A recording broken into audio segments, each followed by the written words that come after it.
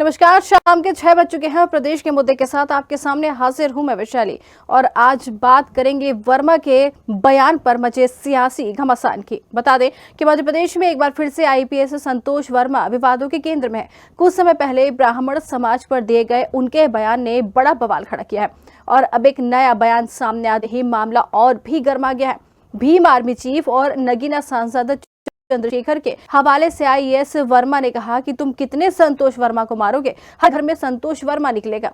इस टिप्पणी के बाद राजनीतिक और सामाजिक संगठनों का गुस्सा और भी भड़क गया है और सबसे तीखी प्रतिक्रिया सपाक्स की ओर से आई है, जिसने इसे समाज में तनाव बढ़ाने वाला बयान बताया है। क्या है पूरा मामला, ये जानेंगे, देखिए ये खास रिपोर्ट।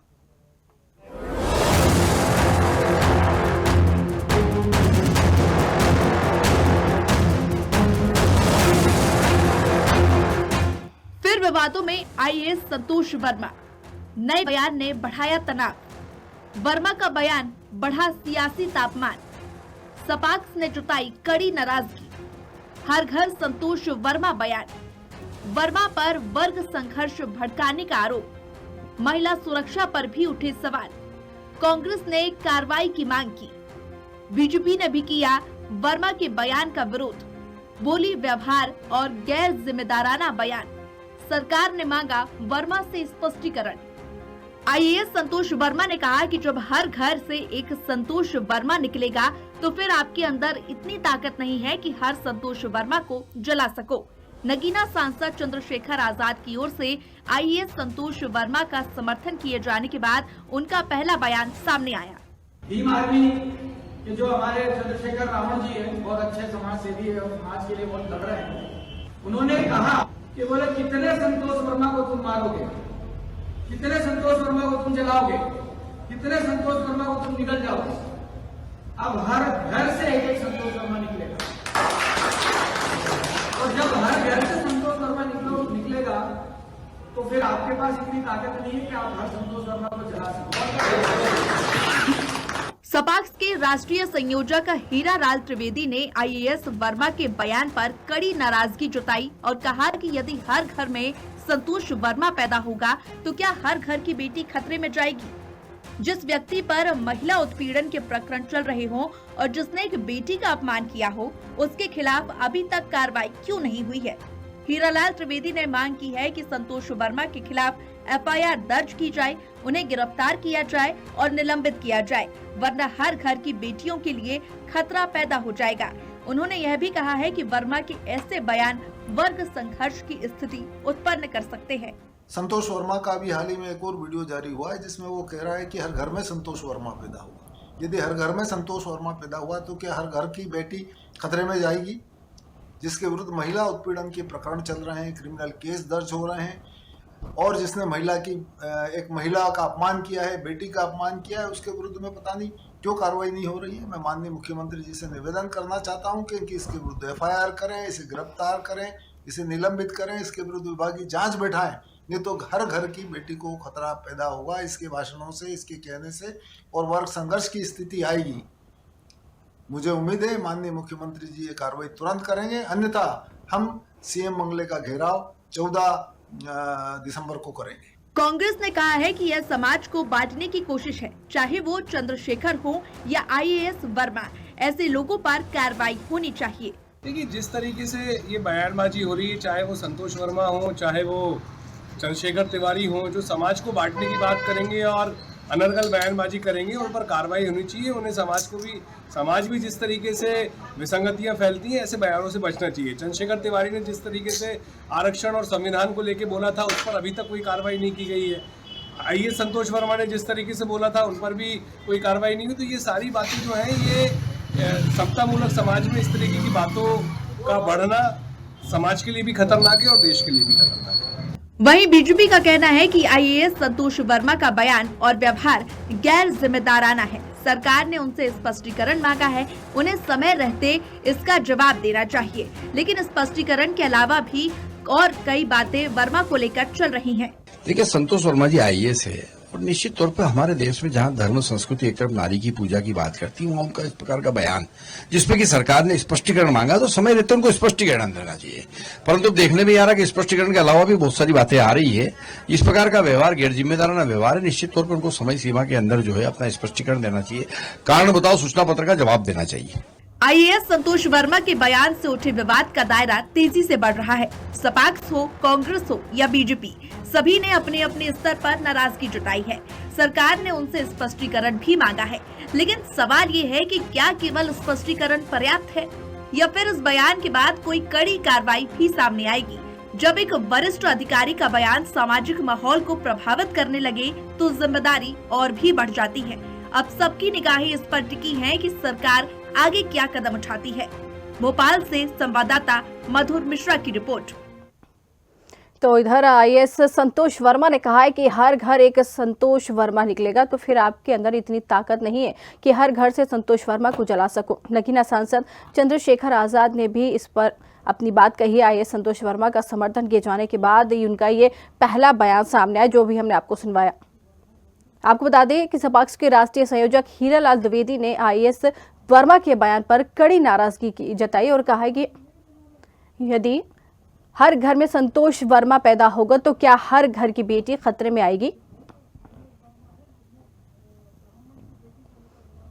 बिल्कुल, हम आपको बता दें कि ये वही आईएएस संतोष वर्मा है जिन्होंने ब्राह्मण की बेटी को लेकर एक ऐसा बयान दिया जिससे पूरा देश खौल उठा है। अब देश में हर जगह यहाँ पर ये देखने को मिल रहा है, लोग नारे लगा रहे हैं, इनका हर जगह विरोध किया जा रहा है, लेकिन इसके बाद भी इनके ऊपर कोई कार्रवाई नहीं की जा रही है।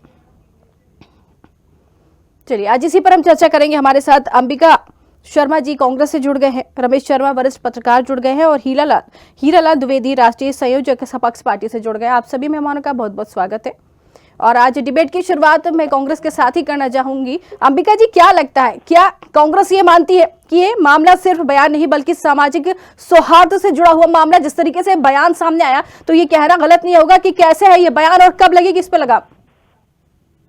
देखिए वैशाली जी, बड़े अफसोस की बात है कि अभी तक सरकार की तरफ से कोई इनिशिएटिव नहीं लिया है। इतनी माने बड़ संघर्ष की स्थिति मध्य प्रदेश में है जी। ऐसा लगता है कि सरकार नाम की कोई चीज नहीं है। एक आईएएस इतना बेलगाम कैसे हो सकता है? और फिर उसकी विचारधारा से जुड़े हुए लोग इसमें और अग्नि में घी डालने का काम कर रहे हैं जी, और संतोष वर्मा की बात को डिटो कर रहे हैं चंद्रशेखर आजाद जैसे लोग। इससे चंद्रशेखर आजाद भी मौन है और उनको तत्काल इस संबंध में ध्यान देना चाहिए जी। कि इस संबंध में कोई भी राजनीतिक दल इस बात को आगे ना बढ़ाए, क्योंकि प्रकरण का पटाक्षेप तो उसी दिन हो गया था जिस दिन उन्होंने खेद व्यक्त किया था। इसके बावजूद भी अगर इनकी समाज के लोग इस प्रकार की बात करेंगे कि घर घर से संतोष वर्मा निकलेगा, इससे लग रहा है कि संतोष वर्मा को अपने आचरण पर जरा भी खेद नहीं है और उनकी विचारधारा के लोग इतने उच्छृंखल हो सकते हैं कि किसी भी परिवार की बहन बेटी के बारे में इस प्रकार से अपमानित भाषा का प्रयोग कर सकते हैं, वो भी आईएएस भारतीय प्रशासनिक सेवा का व्यक्ति और उससे जुड़े हुए लोग, उसकी मानसिकता, उसके समाज के लोग, उसकी विचारधारा के लोग। माना कुल मिलाकर सरकार को अभी तक संतोष वर्मा के खिलाफ एक्शन ले लेना चाहिए था। मध्य प्रदेश किस तरफ जा रहा है ये समझ पूरे भारतीय नारी का और भारतीय बेटियों का, न केवल मध्य प्रदेश की, पूरे मध्य प्रदेश की बेटियों का अपमान संतोष वर्मा ने किया। इसके बावजूद भी सामान्य वर्ग शांत रहा, उसने इतना कोई उग्र आंदोलन भी नहीं किया, उग्र प्रदर्शन नहीं किया, अपना केवल विरोध प्रकट किया। और इसके बावजूद इनकी विचारधारा के लोग पब्लिक मीटिंग में और इस बात को कहें कि घर घर से संतोष वर्मा निकलेगा, माने ये प्रदेश का सामाजिक सौहार्द कहाँ जाएगा? आग लगा दी है इन्होंने सामाजिक सद्भाव में। ऐसी शक्तियों को तत्काल रोका जाना चाहिए। मैं घोर निंदा करता हूँ इस प्रकार की प्रवृत्ति के लोगों की। बिल्कुल, घोर, जो आपने सही कहा कि इनका जो बयान है घोर निंदा लायक है। ऐसा बयान लगातार दे रहे हैं लेकिन इसके बाद भी लगाम नहीं लगना कहीं ना कहीं सवाल जरूर खड़े करता है। वरिष्ठ पत्रकार हमारे साथ जुड़े रमेश शर्मा जी। रमेश जी, सवाल यही है कि भोपाल से लेकर बिहार तक विरोध किया गया लेकिन कार्रवाई नहीं की जा रही, क्यों? आखिर किस बात का इंतजार है? देखिए, स्वाभाविक रूप से ये वाकई एक गंभीर प्रकरण है और जिस तरीके से मुझे लग रहा है कि कुछ देश विरोधी ताकत भारतीय समाज को आपस में लड़ाने में जो षड्यंत्र कर रही हैं, जी। ताकि उनके जो कुचक्र हों, उसमें माओवादी भी हो सकते हैं, उसमें आतंकवादी भी हो सकते हैं, उसमें लब जिहाद वाले लोग भी हो सकते हैं। जिस तरीके से, क्योंकि अगर सनातन समाज, हिंदू समाज आपस में जाति को लेकर के संघर्ष करेगा तो स्वाभाविक रूप से जो देश विरोधी गतिविधियां चल रही हैं उस पर उसका बिल्कुल ध्यान नहीं जाएगा। तो ये योजना पूर्वक भारतीय समाज में लड़ाने का है। जी। दूसरी जहां तक बात है, जहां तक विवाह संबंध की बात है, तो यहाँ विवाह संबंध तो सैकड़ों सालों से होते रहे हैं। अंबेडकर जी की जो दूसरी पत्नी थी वो ब्राह्मण ही तो थी। अभी एक रिटायर्ड IAS हुए SC से हैं, उनकी पत्नी ब्राह्मण है। जनसंपर्क में एक अधिकारी रिटायर हुए हैं, SC से हैं, उनकी पत्नी ब्राह्मण है। कितने ही लोगों ने कुल मिलाकर के शादी विवाह लगातार हो रहे हैं और ये शादी विवाह इस तरह के हर कालखंड में भी होते रहे हैं। तो मोटे तौर पर अगर आप देखेंगे तो ये समाज को तोड़ने वाली बात है। कहीं ना कहीं इस बात पर भी जाना चाहिए, संतोष वर्मा जी को स्वयं तो अपना आत्म मंथन करके कुछ ना कुछ प्रयासित उनको करना चाहिए, क्योंकि उसकी वजह यह है कि समय के साथ गुण कर्म के आधार पर काम का बंटवारा हो गया है। जैसे आप एंकर हो गई, मैं पत्रकार हो गया। जी बिल्कुल। लेकिन भारत में सारे के सारे लोग 7 ऋषियों की संतान है, तो कुल मिलाकर के गुण कर्म के आधार पर विभाजन था। लेकिन सल्तनत काल में और अंग्रेजी काल में षड्यंत्र पूर्वक भारतीय समाज को बांटा गया। उनकी तो घोषित नीति थी डिवाइड एंड रूल, ताकि समाज को बांटो और राज करो। मैं समझता हूँ ये षड्यंत्र में संतोष वर्मा भी फंस रहे हैं, चंद्रशेखर आजाद भी उसमें फंस रहे हैं और जितने लोग फंस रहे हैं। मैं समझता हूँ सभी समाज के जागरूक लोगों को आगे आना चाहिए। ये विषय राजनीति का एक दूसरे पर आरोप प्रत्यारोप का नहीं, बल्कि इसको आगे आकर के सामाजिक समरसता का वातावरण बनाने का प्रयत्न इसमें होना चाहिए। बिल्कुल, आपने सही कहा है कि राजनीति का विषय नहीं है। दोबारा आपके पास आएंगे। सपक्ष पार्टी से हमारे साथ हीरालाल द्विवेदी जी जुड़ गए। द्विवेदी जी, क्या लगता है ये समाज को तोड़ने वाला बयान जो वर्मा जी ने दिया है, ये समाज को तोड़ने वाला बयान नहीं लगता? आप तो खुद एक अधिकारी रह चुके हैं। देखिए, all India civil service conduct rules के मुताबिक जी अधिकारी का काम कानूनी नियमों के अनुसार काम करना है, न कि हर जगह बकवास करना है। बिल्कुल बिल्कुल। आप अजाक्स की बात करते हैं तो अजाक्स के मुद्दों की बात करिए। आप किसी ब्राह्मण बेटी पे या किसी अन्य समाज की बेटी पे आप नहीं कर सकते। लेकिन इस संतोष वर्मा का चरित्र ही जो है महिलाओं के उत्पीड़न का है। अन्य वैश्य समाज की महिला जो है इसका प्रकरण भी अभी इंदौर कोर्ट में चल रहा है, क्योंकि उसके साथ भी इन्होंने जो है उसका शोषण किया था। जी बिल्कुल। उसने कोर्ट में केस लगा रखा है और उसी का इन्होंने गलत राजीनामा बता के IAS भी होगा ये कि हमारे खिलाफ कोई केस नहीं चल रहा। बिल्कुल। तो जो इस प्रकार का आदमी है, मैंने इसलिए अजाज के साथियों से किया था कि ऐसे आदमियों को आप संगठन का अध्यक्ष बना के उसे संगठन को बदनाम मत करिए। लेकिन अब मैं देख रहा हूँ, अभी एक हमारे साथी बता रहे थे कि साहब इनको तो पिछड़ा महासंघ और आजा पिछड़ा महासंघ बना है, उस महासंघ ने इनको समर्थन दिया जी। तो गलत बातों के लिए समर्थन क्यों करो? आप अपने मुद्दों की समर्थन की बात करो। बिल्कुल। मैं तो कहता हूँ गलत बात जो करे वो किसी भी समाज का किसी भी धर्म का हो, उसके खिलाफ कार्रवाई होना चाहिए। बिल्कुल कार्रवाई होना चाहिए। लेकिन सवाल तो यही उठ रहा है ना द्विवेदी जी, सवाल यही उठ रहा है कि इतना विरोध होने के बाद कांग्रेस भी कह रही है, बीजेपी भी कह रही है, लेकिन इसके बाद भी कार्रवाई नहीं की जा रही है। क्या कहीं लगता है कि दबाव में है सरकार इनके? मैं तो एक भविष्यवाणी करता हूँ, आप दबाव की बात, भविष्यवाणी करता हूँ कि ये आदमी या तो रिटायरमेंट लेगा या जिस दिन ये रिटायर हो जाएगा जी भाजपा और कांग्रेस दोनों दौड़ेगी इसकी तरफ कि आप आइए हमारा विधानसभा या संसद के कहीं पे टिकट लीजिए और चुनाव लड़िए जी। क्योंकि इन राजनीतिक दलों का कैरेक्टर अपना खुद नहीं सुधारेंगे। राजनीतिक दल अपने मुद्दों की बात नहीं करेंगे, ये मुद्दों से भटे और ऐसे लोगों का सपोर्ट करेंगे तो निश्चित है कि इनको खाली निंदा करना पर्याप्त नहीं है। भाजपा की तो सरकार है, आप निंदा क्यों कर रहे हैं? FIR दर्ज करिए, गिरफ्तार करिए, उसको सस्पेंड करिए, उसके खिलाफ डील उठाइए। में क्लियर कट अवहेलना हो रही है, आपराधिक गैर जमानती अपराधिक प्रकरण बन रहा है। अभी कोई हम जैसे लोग बोले होते तो एट्रोसिटी दर्ज हो जाता और अंदर होते अभी तक, तो इनके खिलाफ क्यों कार्रवाई नहीं हो रही? ये सबसे बड़ा मुद्दा है और इस मुद्दे को सरकार हवा दे रही है। बांटो राज करो, अंग्रेज ड्यूटी जो बना रही है उस पर भाजपा और कांग्रेस की सरकार नहीं चली। बिल्कुल सही कहा आपने कि कार्रवाई नहीं होना कहीं ना कहीं सवाल जरूर खड़े करती है। अंबिका जी की तरफ रुख करना चाहेंगे, कांग्रेस से हमारे साथ जुड़े। अंबिका जी, भविष्यवाणी सुन ली आपने, खुद यहाँ पर द्विवेदी जी कह रहे हैं कि एक बार रिटायर्ड होने दीजिए, उसके बाद खुद टिकट के लिए दौड़ लगाएंगे इनके पीछे सब, क्या कहेंगे? वैशाली जी, बड़े दुर्भाग्यपूर्ण परिस्थितियों से प्रदेश गुजर रहा है जी। मेरा निवेदन ये है कि संतोष वर्मा का आप जिस प्रकार से बयान उन्होंने दिया है, उस बयान को आप पढ़ेंगे या आप उस पर विचार करेंगे तो ये लगता है कि ये सोचा समझा बयान है। इन्होंने जिस प्रकार से कहा कि कोई ब्राह्मण जाति की महिला से मेरे बच्चे की शादी हो जाए अथवा फिर कोई ब्राह्मण लड़की मेरे लड़के से संबंध बना ले, माने इतनी घृणित मानसिकता का व्यक्ति वही हो सकता है जो इस चरित्र को जीता है। वैसे भी सूचनाएं हैं और ऐसे प्रमाण हैं कि संतोष वर्मा का चरित्र विवादास्पद रहा है। शुरू से ऐसे विवादास्पद अधिकारी को आईएएस मिल गया। आईएएस भी कैसे मिला है? इन्होंने तमाम फर्जी काम किए हैं, फर्जी, और उसमें 2 जज भी सस्पेंड हुए हैं।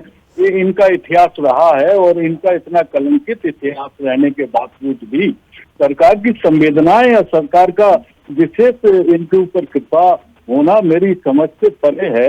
यह लगता है कि सरकार निश्चित रूप से दबाव में है, वोट खेल रही है और वोट की राजनीति कर रही है। उसके साथ चाहे सामाजिक सौहार्द बिगड़े, चाहे प्रदेश में जगह जगह जन आंदोलन हो जाए, चाहे सामाजिक सौहार्द बिगड़े, चाहे कानून और व्यवस्था की भयंकरतम स्थिति उत्पन्न हो जाए, लेकिन हम किसी विशेष वर्ग के वोट को कटने नहीं देंगे, ऐसा हमें लग रहा है। सरकार कहीं ना कहीं प्रेशर में है और इन नौकरशाहों के प्रेशर में रहकर सरकार इनको इतना लगाम कर देगी जिससे प्रदेश में अराजकता की स्थिति पैदा हो जाए।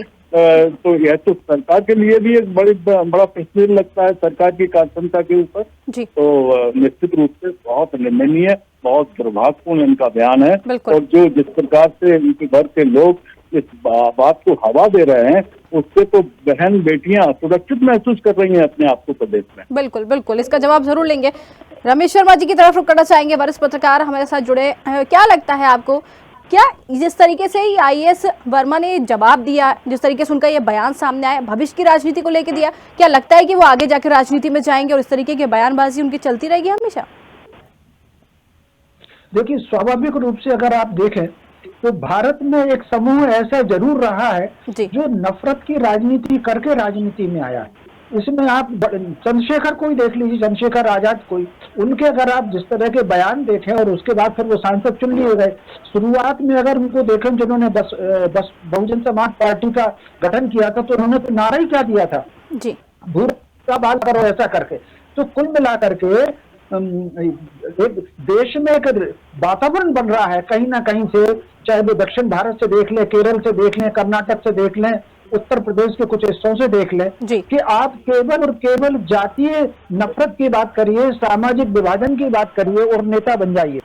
ऐसी स्थिति में अगर संतोष वर्मा को, जैसा कि अंबिका जी ने भी कहा, हीरालाल जी ने भी कहा, मैं दोनों की बात का समर्थन करते हुए कहता हूँ, आगे चल करके कोई आश्चर्य नहीं कि भाजपा तो छोड़ दीजिए, कोई तीसरी पार्टी बीच में आ जाए और आकर के उनको चुनाव का टिकट दे दे। जैसे उत्तर प्रदेश में कई पार्टियों ने चुनाव का टिकट दिए। उदित राज किस तरह की बातें करते हैं और उसको फिर वो राजनीति भी हो गए और सांसद भी हो गए।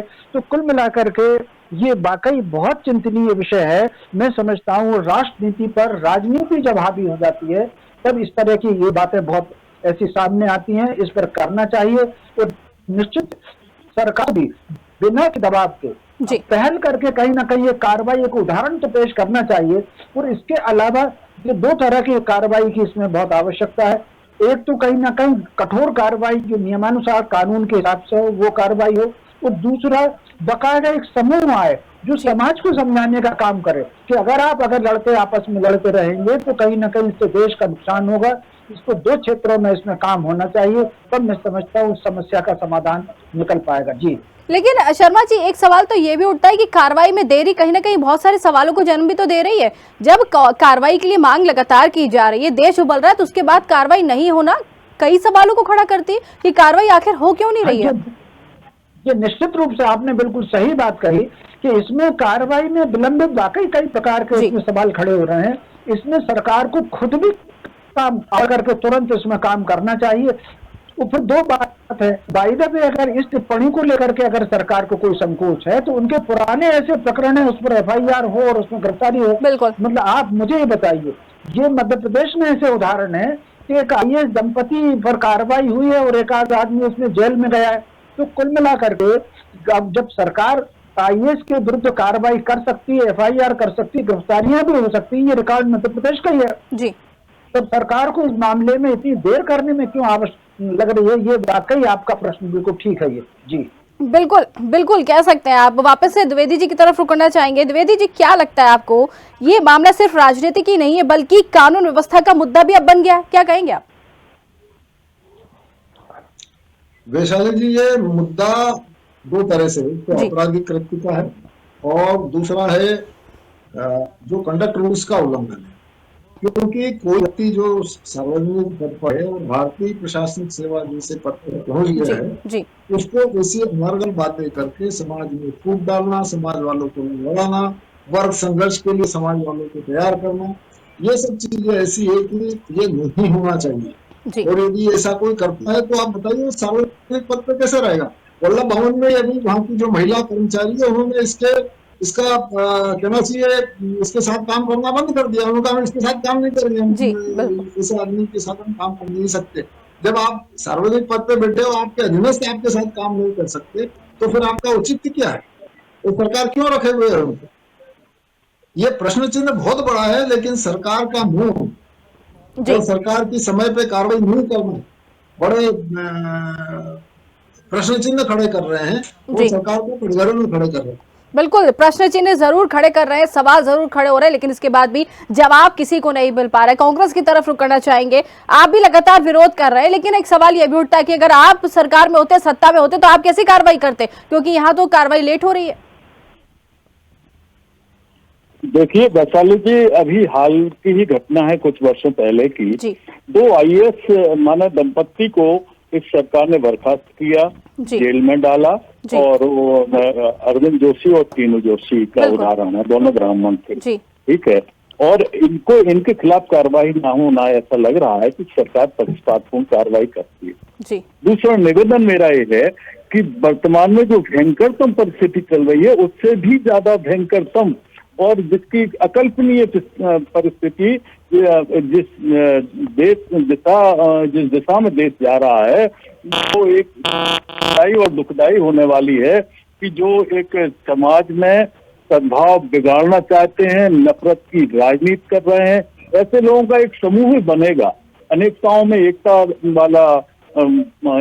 वाला भारत देश हमारा है, तमाम विभिन्न जातियों का देश है, और जो हार्मोनी देश की है वो इतनी बुरी तरह से नष्ट होने वाली है देश की। मैं कह रहा हूँ आपको कि अगर इसी प्रकार से घृणित मानसिकता के लोगों का एक समूह बन गया और वो समूह वोट में बदल गया, तो इस देश का जो एक सामाजिक सद्भाव है, भाईचारा है, एक सार्वभौमिकता है, उसके लिए बहुत बड़ा खतरा हो जाएगा।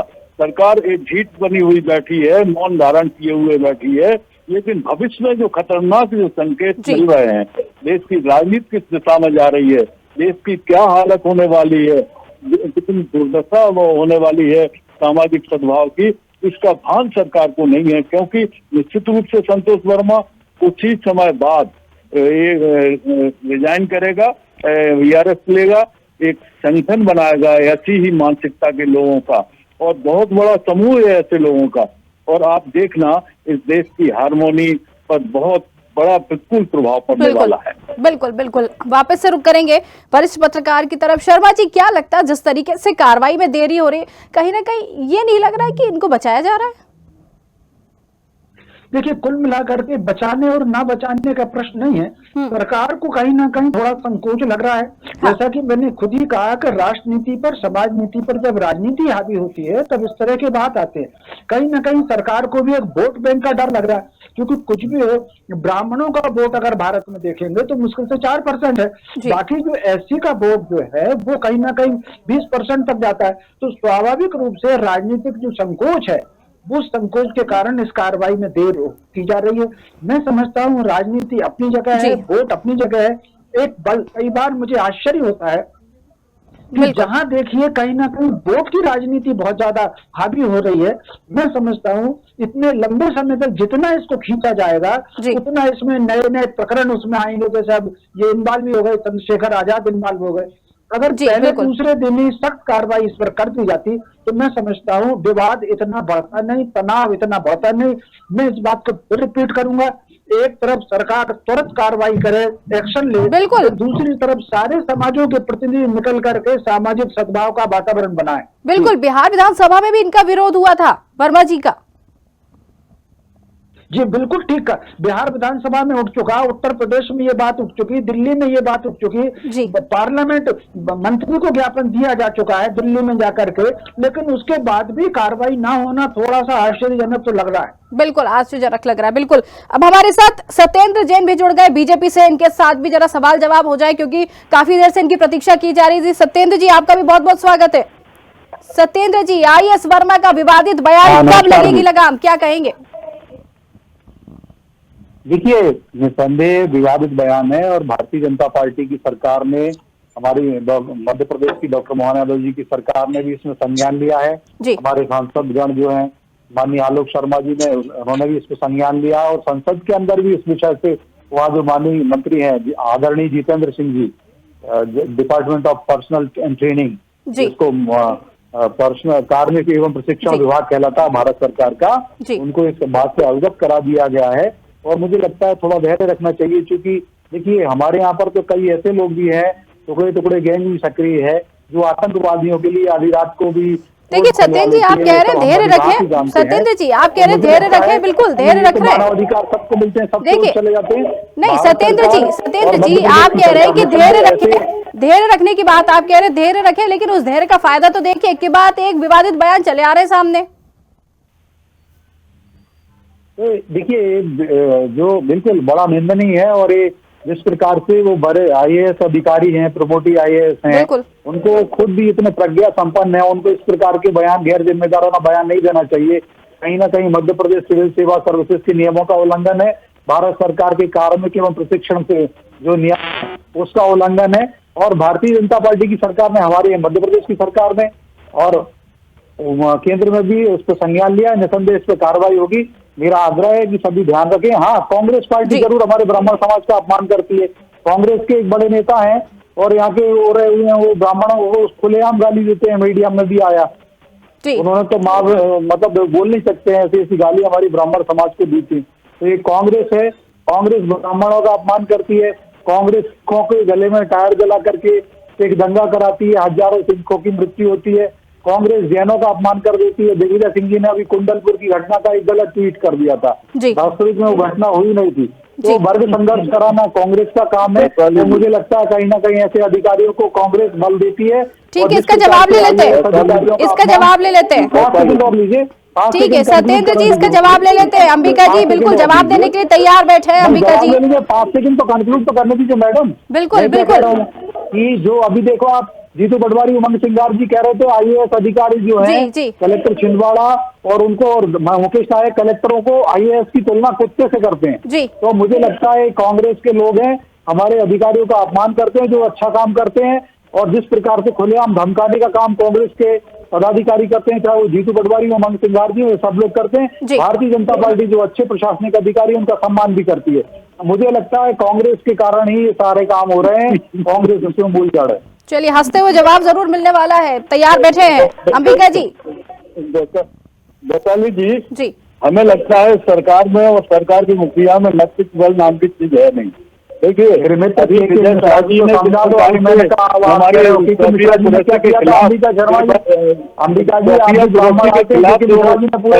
बयानबाजी की थी, सुप्रीम कोर्ट ने भी टिप्पणी की थी और फिर उसको रिजाइन नहीं करवाया, उस मंत्री को रिजाइन नहीं करवाया, पूरा देश में हो गया था, पूरा मध्य प्रदेश। और दूसरी बात था इसके बावजूद भी, और संतोष वर्मा के खिलाफ भी कुछ करने वाले नहीं है। नैतिक बल नाम की चीज नहीं है, नैतिकता हो चुकी है।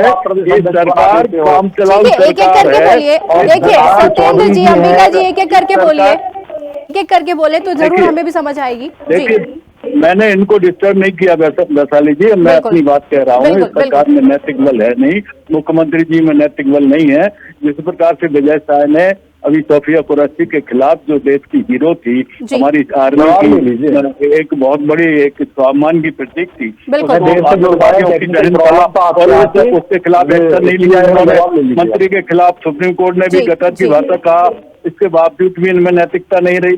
और इसके बाद एक और बात बता रहे, इनके जो प्रहलाद पटेल जी हैं, वो पब्लिक को भिखारी कह चुके हैं, तब भी उनके खिलाफ कोई पूछने की हिम्मत नहीं हुई मुख्यमंत्री में। अब संतोष वर्मा का ऐसा भयंकर, ठीक है, वापस आएंगे, आप दोनों के पास वापस आएंगे, आप दोनों के साथ वापस आएंगे। नहीं कर सकते। सत्येंद्र जी नियम की बात कर रहे थे, सत्येंद्र जी अभी नियम की बात कर रहे थे। हमारे साथ हीरालाल द्विवेदी जी भी जुड़े हुए हैं, वो खुद एक रिटायर्ड अधिकारी हैं। द्विवेदी जी क्या लगता है, त्रिवेदी जी क्या लगता है, नियम की बात अगर हो रही है तो आप अच्छे से बता पाएंगे क्या नियम रहते हैं और क्या नियम कहते हैं कि क्या इस तरीके के बयान दिए जाए? देखिए, मैंने पहले भी कहा है कि ऑल इंडिया सर्विस रूल्स जो बने हुए हैं IAS, IPS, IAS के लिए, उसमें इस प्रकार का बयान देना कंडक्ट रूल्स का उल्लंघन है जी। आप किसी भी समाज को जाति, समाज, धर्म, लिंग, क्षेत्र या भाषा के हिसाब से आप किसी को अपमानित करने, उनको विभाजित करने या उनके खिलाफ कोई स्टेटमेंट नहीं दे सकते। ये कंडक्ट रूल्स क्लियर कट उल्लंघन है। बिल्कुल, कंडक्ट रूल्स का उल्लंघन है, इसका मतलब डी करना है। डी करना मतलब निलंबित करना है, गंभीर उल्लंघन है। एक तो ये मामला रूल्स रेगुलेशन के अनुसार है, निलंबित करके और इसको जो है विभागीय जांच के प्रस्ताव भारत सरकार को भेजे जाए। बिल्कुल, स्टेट गवर्नमेंट को पावर है कि वो किसी को भी निलंबित करके 15 दिन के भीतर, 1 हफ्ते के भीतर उसको अप्रूवल के लिए भेजे। और भारत सरकार यदि 15 दिन के अंदर अप्रूव करती है तो कंटिन्यू रहेगा, अप्रूव है तो खत्म हो जाएगा। तो भारत सरकार को छोड़ दें, जो निलंबित तो करें। दूसरा, आईपीसी की धारा जो है 308 है, 500 है, आपका 356 है, 190 है, इनका क्लियर कट उल्लंघन है। कई गंभीर अपराध है इस प्रकार की बातें कि आप समाज में इसको, समाज को अपमानित करने, वो वर्ग संघर्ष पैदा करने की बात कर रहे हो। आपको लैंड ऑर्डर का क्लियर मामला बनता है, क्योंकि कल से 2 ग्रुप झगड़ने लगे।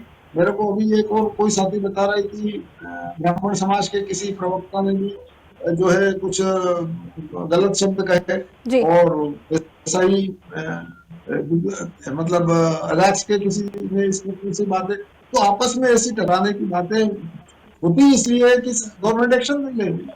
बिल्कुल, गवर्नमेंट की चुप्पी बड़ा गंभीर सवाल है, क्योंकि आप ऐसे किसी भी व्यक्ति को खुले नहीं छोड़ सकते। बिल्कुल, जो हर समाज में, घर में संतोष वर्मा पैदा करने की बात कर रहा है, तो फिर तो हर घर की बेटी खतरे में आ गई।